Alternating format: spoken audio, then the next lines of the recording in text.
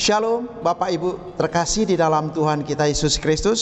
Selamat pagi, selamat berjumpa kembali untuk sapaan firman Tuhan yang berada di kanal YouTube HKBP Limo, yang tertulis dari 1 Petrus 1 ayat 17. Demikian firman Tuhan, dan jika kamu menyebutnya Bapa, yaitu Dia yang tanpa memandang muka menghakimi semua orang menurut perbuatannya, maka hendaklah kamu hidup dalam ketakutan selama kamu menumpang di dunia ini.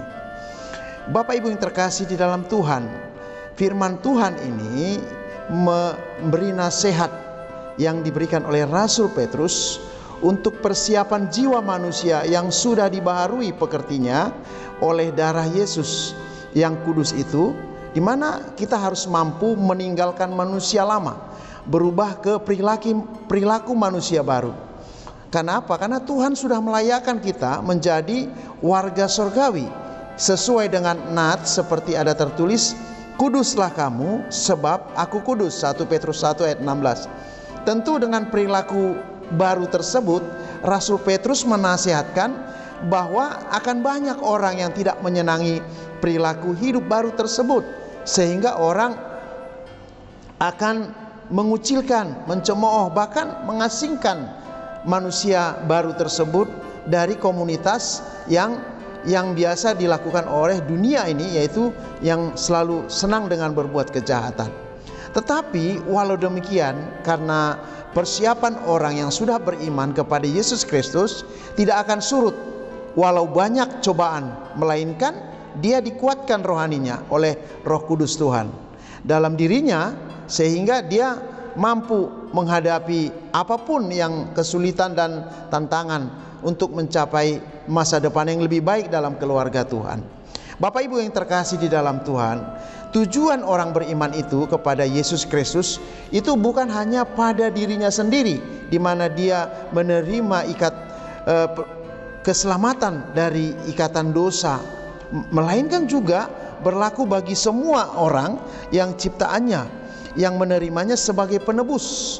Oleh karena itu, manusia kita yang sudah ditebus oleh Tuhan, kita bisa menyebutnya ya Aba, ya Bapa. Kenapa? Karena dalam firman Tuhan Yohanes 14 ayat 6 dikatakan, kata Yesus kepadanya, akulah jalan dan kebenaran dan hidup. Tidak ada satu orang pun yang datang kepada Bapa kalau tidak melalui aku. Itu adalah ungkapan bahwa kita menjadi anak-anak Tuhan, anak-anak Allah, di mana Bapa itu adalah Bapa yang kekal, yang memberikan kita ke penyelamatan yang sungguh bukan hanya dengan kata-kata. Itulah yang dikatakan di sini bahwa manusia atau kita yang sudah diperlayakan menjadi anak tentu harus tunduk kepada firman Tuhan. Karena apa? Karena firman Tuhan itu menjadi tolok ukur kita untuk menjauhkan larangan-larangan yang Tuhan berikan kepada kita. Bapak Ibu yang terkasih di dalam Tuhan, karena kita manusia rohani kita sudah dibaharui, sehingga kita juga diingatkan agar takut melanggar aturan hukum yang tertulis dalam firman-Nya. Karena warga surgawi telah melekat pada diri kita, sehingga melalui nats ini dinasehatkan bahwa bukan dunia ini tujuan akhir hidup orang yang beriman kepada Tuhan, yang hanya sekedar persinggahan sementara itu saja. Tetapi kita diberi masa hidup untuk tetap kuat di dalam rohani kita. Kenapa? Karena kita sudah diberikan warisan, yaitu sorga, di mana roh kita akan berada kelak di sorga yang sudah disiapkan oleh Allah Bapa tersebut. Oleh karena itu, kita yakin dan percaya ketika kita sudah diselamatkan, kita menjadi manusia baru, kita sudah meyakini bahwa hidup kita mempunyai kekuatan oleh kuasa roh, kita harus mampu mengikuti jalan Tuhan. Itu yang dikatakan tadi, bahwa kita menyebutnya sebagai Bapa yang kekal, yaitu Allah yang kita sembah, Sang Pencipta langit dan bumi ini. Dari semua firman penjelasan nats ini ada beberapa poin yang harus kita terima.